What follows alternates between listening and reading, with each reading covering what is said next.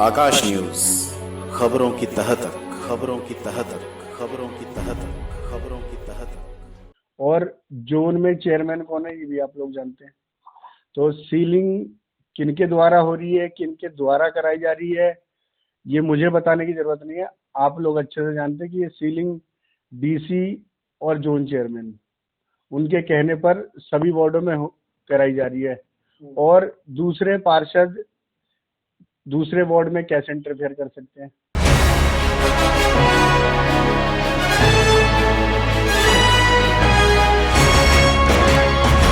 Burari main road पर कई सालों से बेसमेंट में चल रहे एक फर्नीचर के शोरूम को सील करने के मामले ने अब तूल पकड़ लिया है। क्योंकि इसी मेन रोड पर कई नए बेसमेंट बनाए जा रहे हैं, उनको सील नहीं किया गया। इसलिए दिल्ली नगर निगम व स्थानीय निगम पार्षद पर सवाल खड़े हो रहे हैं। इसी बात को लेकर निगम पार्षद रूबी रावत के पति धर्मेंद्र कुमार धामू ने एक प्रेस कॉन्फ्रेंस कर निगम अधिकारियों पर सवाल उठाया है। उन्होंने कहा कि बिना मेरे संज्ञान में लिए पुराने बेसमेंट को सील किया गया, जबकि नए बन रहे बेसमेंट को छोड़ दिया गया। धामू ने कहा कि मेरे वार्ड में बिना मुझसे पूछे निगम अधिकारियों ने सीलिंग की कार्रवाई कैसे की है। उन्होंने कहा कि इस बात की आवाज हम ऊपर उठाएंगे, जरूरत पड़ी तो हाउस में भी इस मुद्दे को रखा जाएगा। ये सीलिंग की कार्रवाई, इसमें पार्षदों को कहीं ना इन्वॉल्व किया गया है ना पूछा गया है।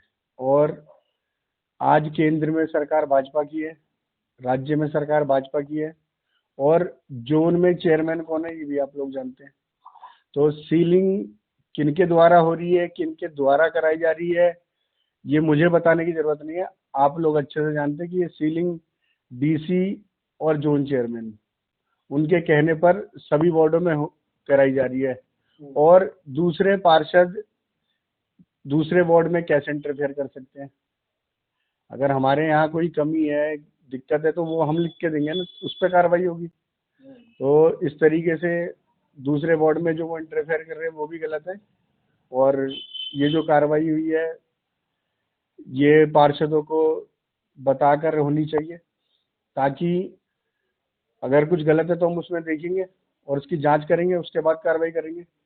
अब ये पार्षद की नॉलेज में है नहीं, और जबरदस्ती बदनाम करने के लिए, हमारे जो मतदाता हैं उनको परेशान करने के लिए ये कार्रवाई की जा रही है, और बदले की भावना से ये कार्रवाई की जा रही है। सीलिंग आपको क्या लगता है जो सीलिंग कार्रवाई हो रही है, क्या सिलेक्टिव मोड में हो रही है या फिर एक तरफ से की जा रही है? सिलेक्टिव मोड में ही हो रही है, कोई एक तरफा नहीं है।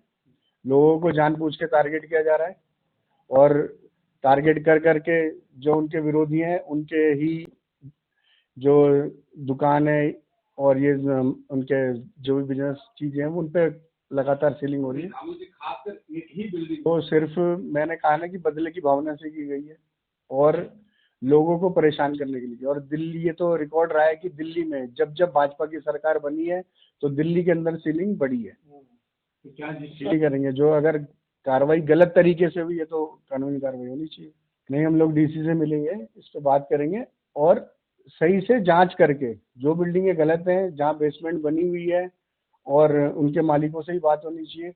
उनको बताना चाहिए कि हाँ भाई आपके यहाँ गलत है, इसको आप बंद करें, तो और उसके बाद कार्रवाई होनी चाहिए।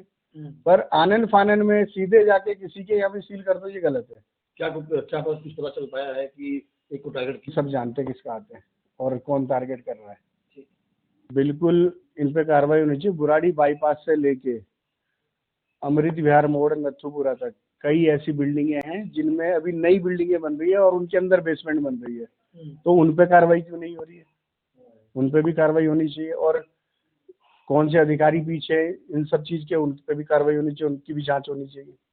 बिल्कुल इस मुद्दे को हम उठाएंगे, और हमारे जितने भी जनता है, अगर उनको कोई परेशानी होगी उसके लिए हम खड़े हैं, और जनता ने हमें वोट दिया, हम जनता के साथ खड़े हैं। जनता के साथ कुछ गलत होगा वो बर्दाश्त नहीं किया जाएगा।